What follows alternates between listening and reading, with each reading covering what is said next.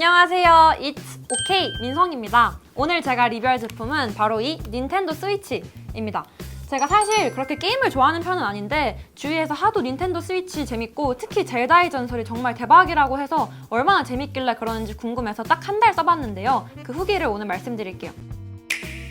제 닌텐도 스위치에 대한 전반적인 인상은 우선 아직은 장점보다는 단점이 좀 더 많이 보이는 기기였어요. 일단 이게 치명적인 단점이 한국 정식 발매품인데도 불구하고 기본 OS가 한글 지원이 되지 않아요. 게임하는데 언어가 뭐가 중요해, 그냥 그래픽만 보고 게임하면 되지 라고 저도 처음에 생각을 했는데 이게 아무래도 와이파이나 프로콘 설정, 여러 게임 설정들이 다 영어로 되어 있으니까 해석하는데 시간도 오래 걸리고 제가 익숙하지 않아서 좀 버벅거리게 되더라고요. 그래서 이렇게 한국 정발품인데도 한글 지원이 안 되는 게 좀 불편했습니다.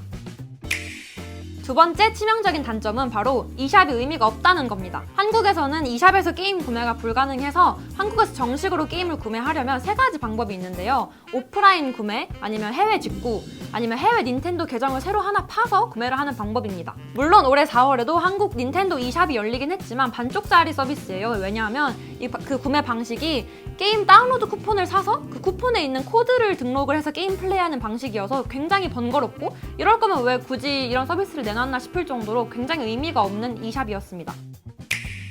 그리고 닌텐도 스위치의 치명적인 세 번째 단점은 바로 비싼 액세서리 값입니다. 닌텐도 스위치의 공식 가격은 36만 원, 그리고 인터넷에서 최저가는 한 32만 원 정도에 구매할 수 있는데요. 플레이스테이션은 이제 기기랑 모니터만 있으면 플레이 가능한데 이 닌텐도 스위치는 아무래도 휴대용 제품이다 보니까 필요한 제품들이 은근 많더라고요. 2만 원 정도가 되는 파우치도 사야 되고 보조 배터리도 사야 되고 무엇보다 정품 조이스틱도 7만 원. 그래서 부수적으로 구매를 해야 되는 액세서리 값이 생각보다 좀 많이 나가더라고요. 그래서 닌텐도 스위치는 원래 플레이스테이션보다 10만 원 정도 더 싸다는 게 가격 측면에서 장점이었는데 오히려 계속 부가적으로 액세서리를 구매해야 되다 보니까 오히려 단점이 되는 게 아닐까 싶습니다. 네, 이렇게 닌텐도 스위치가 한글 OS도 지원이 안 되고 e샵도 그렇게 의미가 없고 무엇보다 추가로 드는 액세서리 값이 굉장히 많은데 왜 제가 아직도 닌텐도 스위치를 사용하고 있냐고요?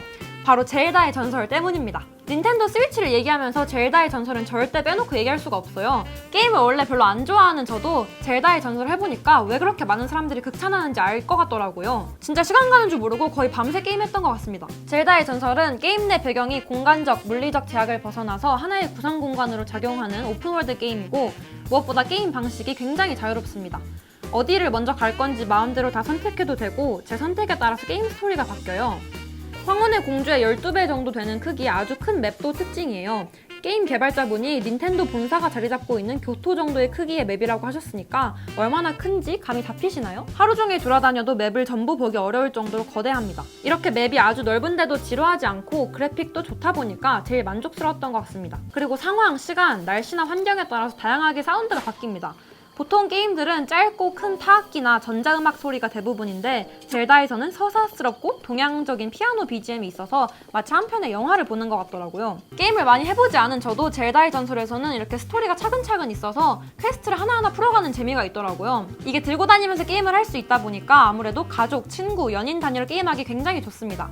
무엇보다 집에서뿐 아니라 이 기기만 있으면 여행 가서 캠핑 가서 언제든지 게임을 플레이할 수 있습니다. 저도 실제로 닌텐도 스위치를 들고 다니면서 이렇게 지루한 등굣길에 지하철에서 게임을 하거나 친구랑 공부하다가 쉬는 시간에 같이 마리오 카트 하고 그랬거든요.